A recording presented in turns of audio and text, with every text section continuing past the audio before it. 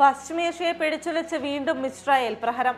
Iran intelligence മന്ത്രി Ismail ഖത്തീബിനെ വധിച്ചതായി Israel പ്രതിരോധ മന്ത്രി ഇസ്രായേൽ കാറ്റ്സ് അവകാശപ്പെടുകയാണ്. 2 ദിവസത്തിനിടെ കൊല്ലപ്പെടുന്ന മൂന്നാമത്തെ പ്രമുഖ നേതാവാണ് ഇസ്മായിൽ ഖത്തീബ്. 48 മണിക്കൂറിനിടെ ഇറാൻ ഭരണകൂടത്തിന് ഏൽക്കുന്ന മൂന്നാമത്തെ കനത്ത പ്രഹരം.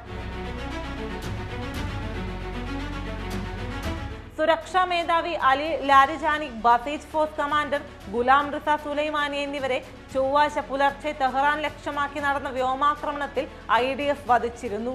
ഇറാനിലെ ഉന്നത ഉദ്യോഗസ്ഥരെ ലക്ഷ്യമിടാൻ പ്രധാനമന്ത്രി നെതന്യാഹു സൈന്യത്തിന് പൂർണ്ണ സ്വാതന്ത്ര്യം നൽകിയിരിക്കുകയാണ്. ഇനിയും ആശ്ചര്യകരമായ വാർത്തകൾ പ്രതീക്ഷിക്കാമെന്ന് ഇസ്രായേൽ മുന്നറിയിപ്പ് നൽകിയിരിക്കുന്നു. പ്രമുഖ ഷിയ പണ്ഡിതനായ ഇസ്മായിൽ ഖത്തീബ് ജുഡീഷ്യറിയിലും ഇന്റലിജൻസ് മന്ത്രാലയത്തിലും വിവിധ പദവികൾ വഹിച്ചിട്ടുണ്ട്. ഇന്റലിജൻസ് മേഖലയിലെ കരുത്തനായ ഇസ്മായിൽ ഖത്തീബ് 1980കളിൽ ഇറാൻ-ഇറാഖ് യുദ്ധത്തിൽ പരിക്ക് പറ്റിയിട്ടുള്ള വ്യക്തി കൂടിയാണ്.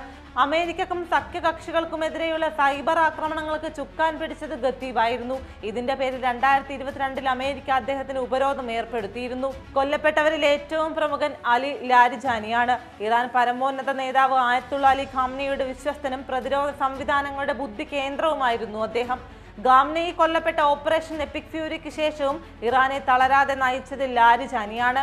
ഇസ്രായേലിന്റെ നടപടിയെ നിയമവിരുദ്ധമെന്ന് വിളിച്ച് തുർക്കിയെ രൂക്ഷമായി വിമർശിച്ചു. 18 ദിവസം പിന്നിട്ട സംഘർഷത്തിൽ ഇറാനിൽ മാത്രം 1500-ലധികം പേർ കൊല്ലപ്പെട്ടു. ലെബനാനിൽ 850 മരണങ്ങളും 8 ലക്ഷത്തിലധികം പേരുടെ പലായനവുമാണ് ഇതിനകം റിപ്പോർട്ട് ചെയ്തിരിക്കുന്നത്.